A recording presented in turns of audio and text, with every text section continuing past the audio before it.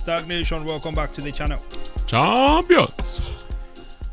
What if I told you that you can still buy Bitcoin at 12K? Okay. All you have to do is to be extremely patient. Extremely patient. And one day, Peter Schiff is going to show you how he's going to make it down to 12K. Or maybe BlackRock is going to create a fake Bitcoin that is going to be at 12K and then you can buy it. You know?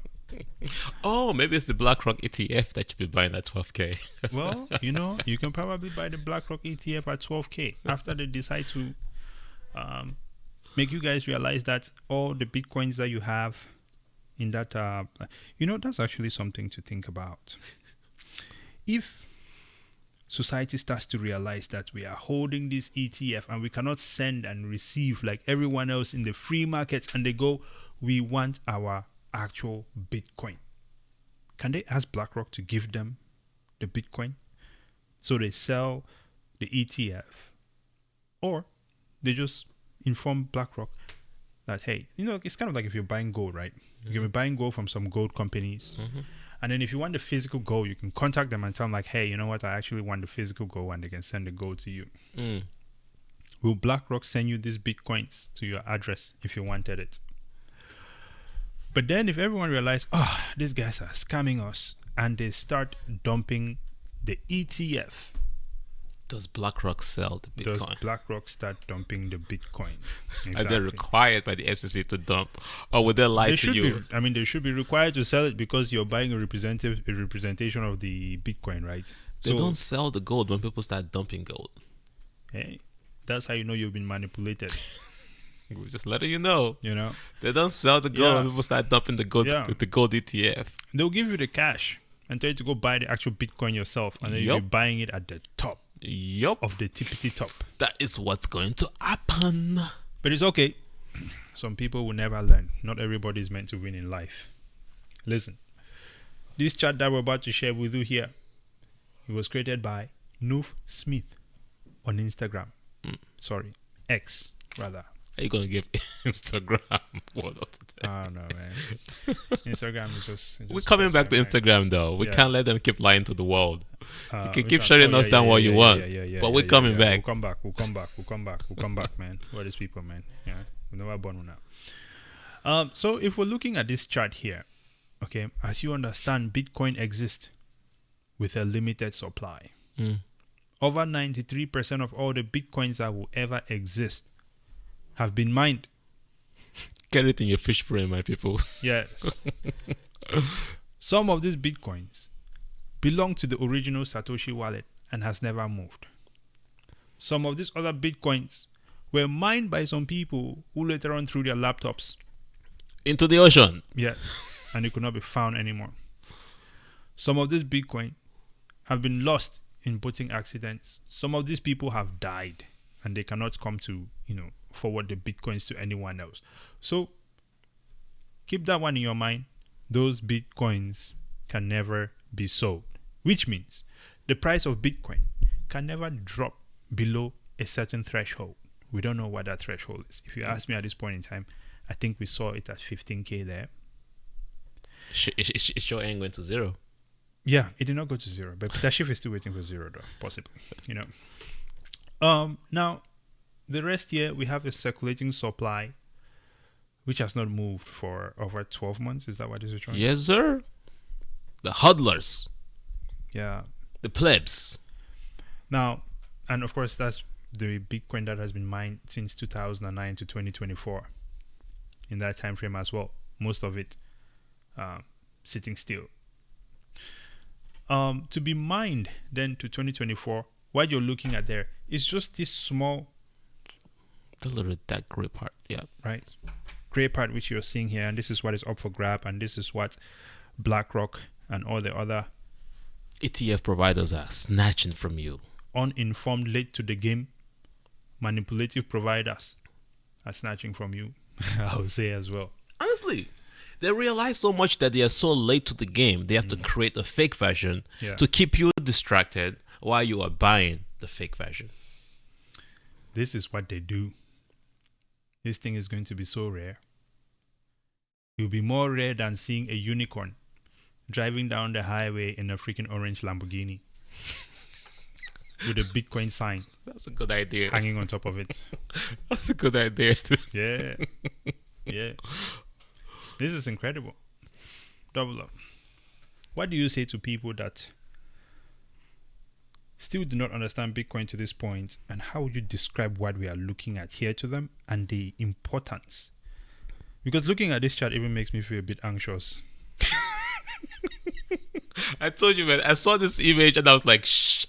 Yeah. I don't think I have enough Bitcoin. Well, but actually, that's how you know it is superior money, because things of value are supposed to make you feel the need for more. Say no go to FOMO. But in this case, man, you better say yes to FOMO. Listen, man, it cannot be FOMO. It cannot be FOMO if there is nothing else that will come after it. When there is a definite supply and it is not controlled by anyone, you cannot FOMO, because it's always going to function the way is designed to function. Mm-hmm. There will only be 21 million. Some people might transact in it. Yes, sometimes it might pull back in price. Mm-hmm. But we know that if every time that it pulls back in price, there are people who can print money and buy it while you are working to get the same money just to buy the same thing. So I think you cannot FOMO into this thing, because at some point in time, all 21 million will be out. And will you have some of it as well? And when you say all 21 million will be out, that's not till 2140. Yeah. Most people will not be alive today. This is true. This is a very long time, isn't it? Yeah. Yeah. Most people will not be alive during that time. And people say, oh, so what happens to Bitcoin afterwards? It's money. What happens to money after money is printed? It's transactions. It moves around. Absolutely. Absolutely. Well, if you haven't seen this image, you need to look at it multiple times. It would scare you to say, hey, there's this monetary system that could be used globally. Can we use cross-continental? Can be used across multiple planets? Planetary monetary system. Interplanetary, yeah. Because it's all energy. Absolutely. Well, I don't really feel FOMO, because here's one thing.